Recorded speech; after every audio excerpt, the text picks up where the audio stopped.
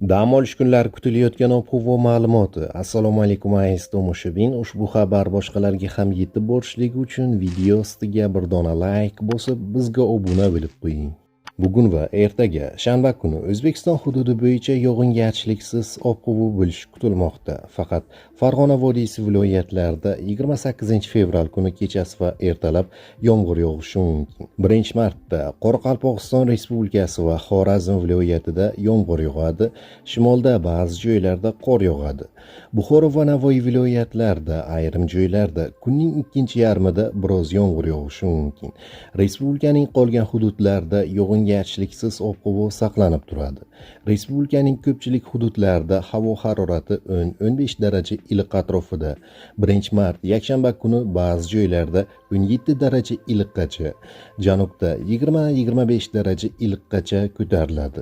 Harorat kechalari 1-6 daraja iliq bo'ladi. Respublika shimolida asosan harorat kechalari 2-7 daraja sovuq, kunduz kunlari esa 0,5 daraja iliq bo'ladi. Shamol 7-12 metr sekund tezlikda esadi. Shimol va cho'l hududlarda ba'zi joylarda 15-20 metr sekundgacha kuchayishi mumkin. Poytaxtimizda yog'ingarchilik kutilmaydi. Shanba kuni havo harorati 10-12 daraja iliq, yakshanba kuni esa 14-16 daraja iliq bo'ladi. Kechalari esa 2-4 daraja iliq bo'ladi.